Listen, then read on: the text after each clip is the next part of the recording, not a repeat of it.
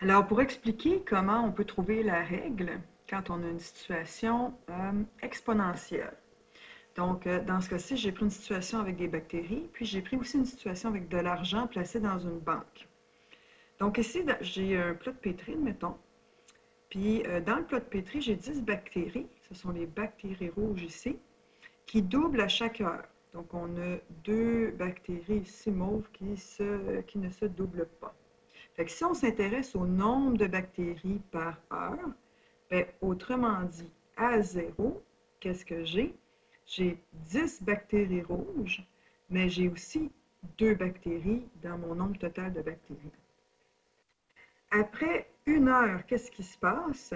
Ben, j'ai mes bactéries, mes 10 bactéries ici, qui vont avoir doublé. Puis mes 2 bactéries mauves, ben, sont toujours là. Ensuite, je vais avoir, après 2 heures, je vais avoir 10 bactéries toujours qui ont doublé. Donc, c'était mon 20 précédent. Alors, j'avais 10 bactéries, il était rendu à 20.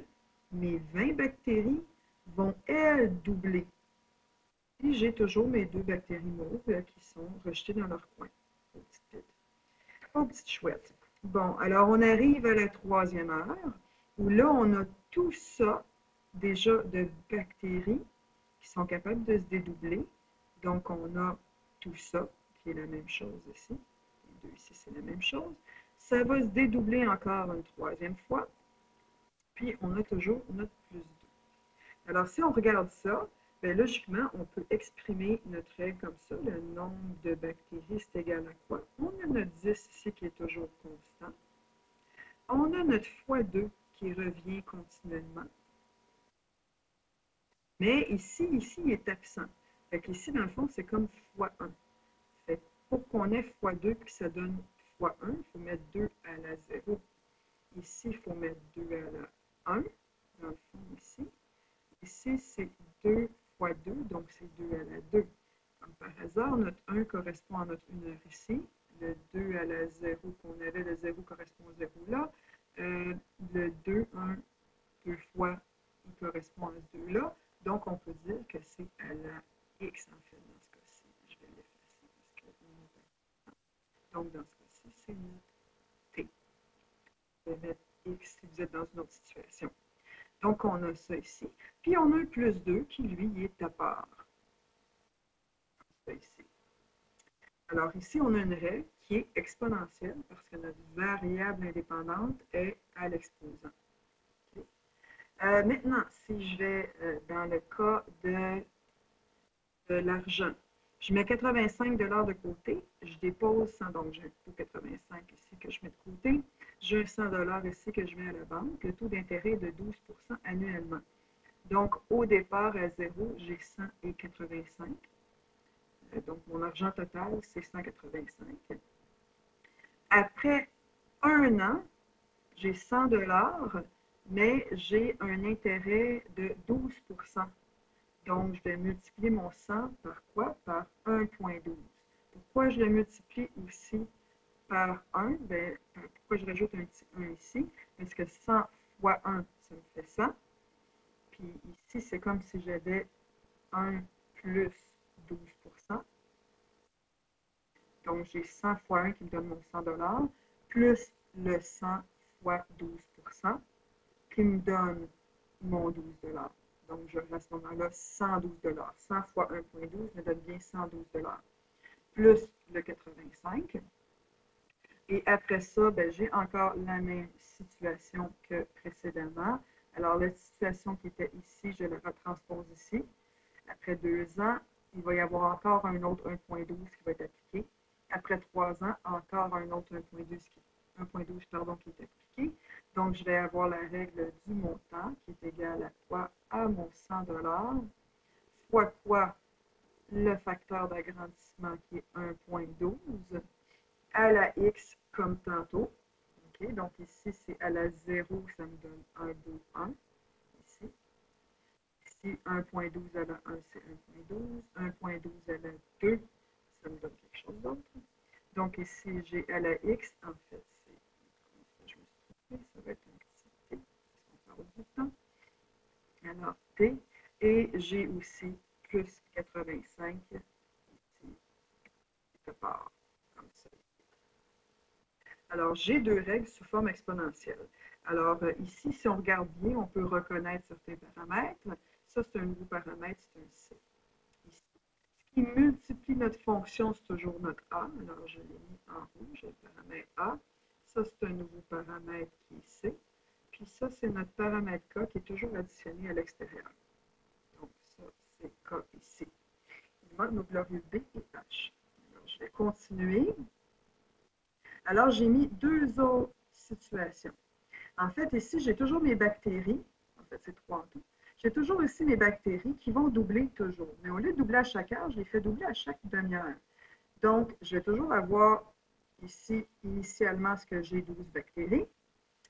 Et ce qui va changer, c'est que la première fois qu'elles vont doubler, ce ne sera pas à 1 heure, ça va être à une demi-heure. Donc, ce qui va changer, c'est mes X ici. Donc, j'affecte ma variable X. Donc, les paramètres qui affectent X, c'est toujours les B puis le H.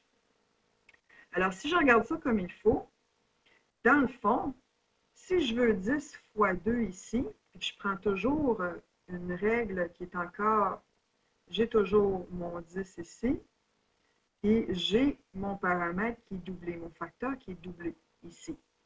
Sauf que là, ici, je veux que mon 2 soit à la 1. Mais mon X, lui, est une demi. Parce que mon temps, mon T, pardon, il est une demi. Et moi, je veux que ça donne 1. Fait que lui, je veux qu'il donne 1. Puis lui, ici, ben, il est doublé 2 fois.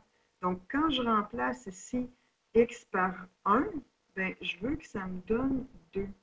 Fait que qu'est-ce que je fais qui est commun comme opération?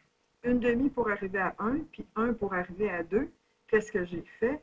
J'ai multiplié par 2. Donc, dans le fond, je dois multiplier par 2 mon X pour que ça fonctionne. Je vais toujours avoir mon plus 2 qui est à part. Donc, on vient de rajouter le paramètre B. Une autre façon de le voir, c'est de le voir de cette manière-là. C'est que, normalement, j'ai 1 heure en tout. Normalement, ça double à chaque heure. Mais là, j'ai doublé une demi-heure. Okay? Parce que mon temps est exprimé en heure. Fait que si j'ai doublé après une demi-heure, ben, ça arrive combien de fois? Ça arrive 2 fois que je double dans une heure. Donc, j'ai 2 fois X. Dans ce cas-ci, j'ai mis à chaque 2 heures. Donc, qu'est-ce qui change? Encore là, ce sont mes X.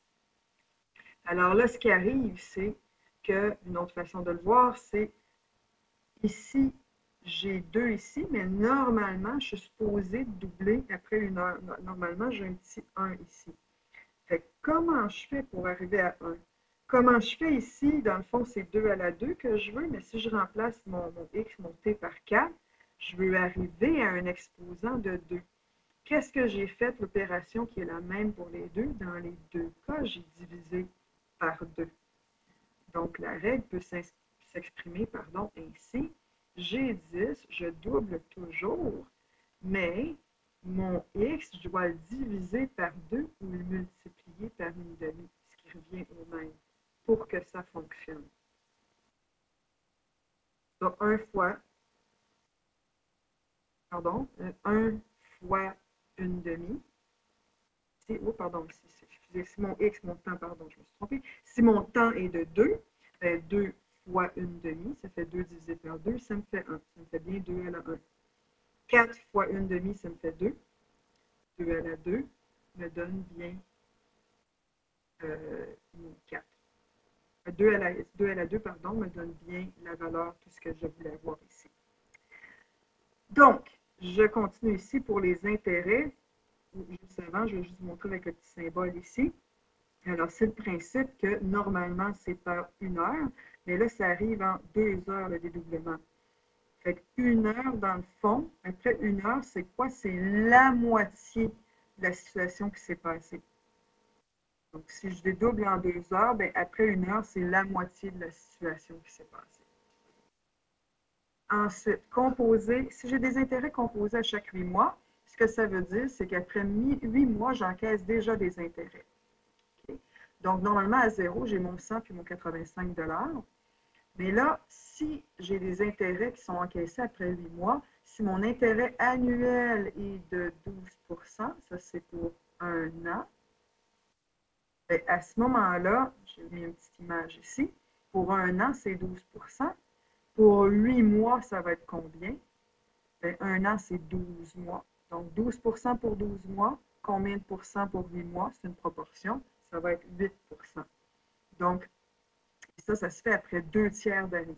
Donc, si on a une expression qui est en année, donc 8 mois, c'est 2 tiers d'année. 8 sur 12, c'est 2 tiers. Donc, j'ai toujours mon 100 fois 1,08 qui est appliqué, plus le 85. Après un autre 2 tiers, on est rendu à 4 tiers. On a le 100 avec 1,08 deux fois parce qu'on a dans le fond tout ça qui est reproduit ici. Puis notre 1,08 pardon, est appliqué à tout ça. Comment on fait la règle de ça? On a toujours, ben, c'est le même principe. On va avoir le montant qui est égal à notre 100 fois 1,08. Notre B, c'est quoi? Là, on peut le voir ici de cette manière-là. Si un an, c'est mon total, ou bien on peut le voir en fait comme tantôt on le voyait. J'ai 1,08 à la 1. Mais moi, mon X, c'est beau 2 tiers. Qu'est-ce que je fais à mon 2 tiers pour arriver à 1? Dans le fond, 1, c'est quoi? C'est 3 tiers. On peut regarder comme ça, 1. 4 tiers, ici, on a, dans le fond, 1, on a 2. À partir de 4 tiers, comment j'arrive à 2? Bien, la seule façon, c'est de faire fois 3 demi. 3 demi fois 2 tiers me donne bien 1.